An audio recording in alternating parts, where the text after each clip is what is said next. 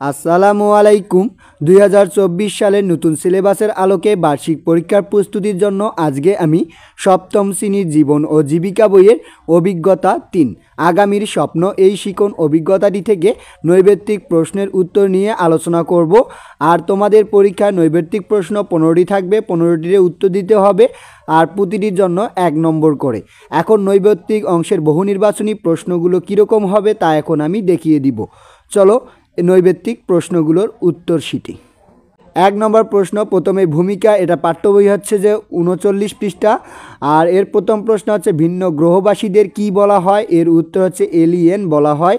তারপরে ইয়ারবাড যেসব কাজে ব্যবহার করা হয় না, এর উত্তর হচ্ছে যে তথ্য সংরক্ষণ কাজে ব্যবহার করা হয় না। এরপরে ফারেনহাইট 451 কত সালে প্রকাশিত হয়, এর উত্তর হচ্ছে 1953 সালে।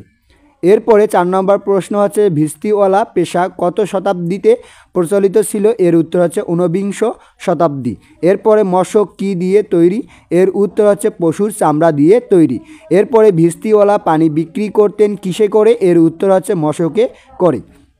এরপরে 7 নম্বর প্রশ্ন হচ্ছে নিচের কোন প্রযুক্তিটি কাল্পনিক, এর উত্তর হচ্ছে টাইম মেশিন হচ্ছে কাল্পনিক। এরপরে 3D পেন্টিং কি, এর উত্তর হচ্ছে ত্রিমাত্রিক ছবি।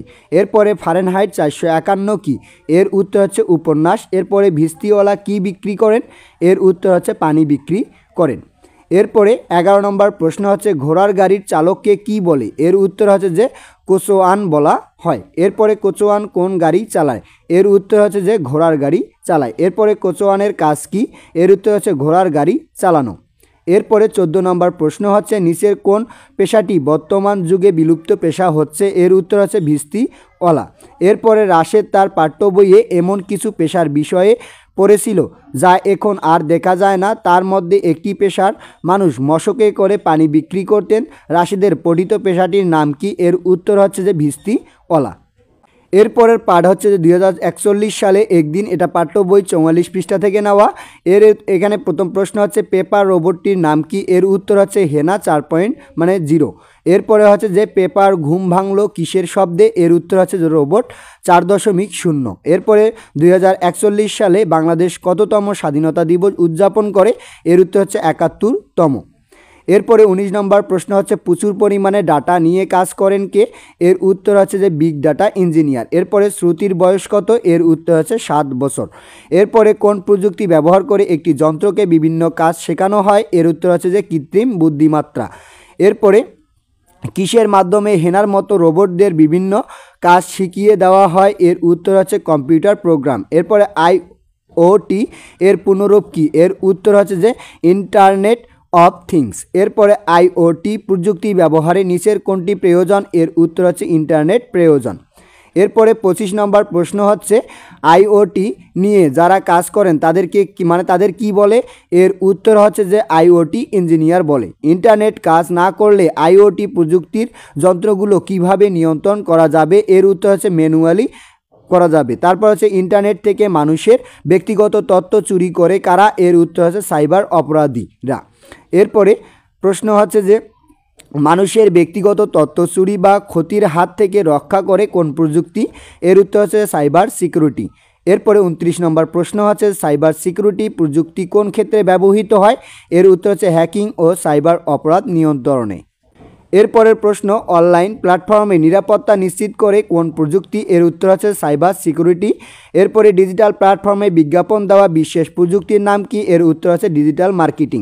এরপরে প্রপার ব্যবহৃত স্মার্ট চশমায় কোন প্রযুক্তি ব্যবহার করা হয়েছে, এর উত্তর হচ্ছে অগমেন্ট রিয়ালিটি। এরপরে অগমেন্ট রিয়ালিটি কোন মাধ্যমে কোন অভিজ্ঞতা পাওয়া যায় না, এর উত্তর হচ্ছে কান্নার অভিজ্ঞতা। এরপরে 34 নম্বর প্রশ্ন হচ্ছে বাংলাদেশের বড় প্রাকৃতিক দুর্যোগ কোনটি, এর উত্তর হচ্ছে বন্যা। প্রতি বছর বৃষ্টিপাত এবং পানি ওঠার পরিমাণ কার মাধ্যমে জানা যায়, এর উত্তর হচ্ছে বিগ ডাটা ইঞ্জিনিয়ারের মাধ্যমে জানা যায়। প্রতি বছর লক্ষ লক্ষ মানুষ কোনটির প্রভাবে ক্ষতিগ্রস্ত হয়, এর উত্তর হচ্ছে যে বন্যার। এরপরে পূর্বে বাংলাদেশের সবচেয়ে বড় সমস্যা ছিল কি, এর উত্তর হচ্ছে নদী ভাঙ্গন। এরপরে ভবিষ্যতের প্রযুক্তির সন্ধান, এটার পাঠ্য বই হচ্ছে 51 পৃষ্ঠা। এখান থেকে প্রশ্ন হচ্ছে প্রযুক্তিকে খোরাক দিয়েছে কোনটি, এর উত্তর হচ্ছে কল্প বিলাসী মন। এরপরে কত সালে 2001 আ স্পেস ওডিসি সিনেমাটি তৈরি হয়? এর উত্তর হচ্ছে যে 1968 সালে। এরপরে 2001 আ স্পেস ওডিসি কার লেখা? এর উত্তর হচ্ছে যে আর্থার সি ক্লার্ক। এরপরে অনলাইনে পণ্যের প্রচার বা বিজ্ঞাপনের কাজ করে নিচের কোনটি? এর উত্তর হচ্ছে ডিজিটাল মার্কেটিং। এরপরে 42 নম্বর প্রশ্ন হচ্ছে নিচের কোনটি বিগ ডাটার কাজ নয়? এর উত্তর হচ্ছে যে ভয়েস কমান্ড দেওয়া। এরপরে 43 নম্বর প্রশ্ন হচ্ছে যে কিসের কারণে 100 বছর আগের দুনিয়ার সাথে আজকের দুনিয়ার মিল নেই? এর উত্তর হচ্ছে যে প্রযুক্তির পরিবর্তন। এরপরে 44 নম্বর প্রশ্ন বা সর্বশেষ প্রশ্ন, নিচের কোনটি অগমেন্ট রিয়ালিটির বৈশিষ্ট্য নয়? এর উত্তর হচ্ছে অনলাইন নিরাপত্তা নিশ্চিত করে।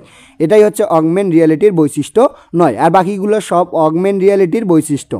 তাহলে এই ছিল এই শিখন অভিজ্ঞতা থেকে গুরুত্বপূর্ণ কয়েকটি বহু নির্বাচনী প্রশ্ন।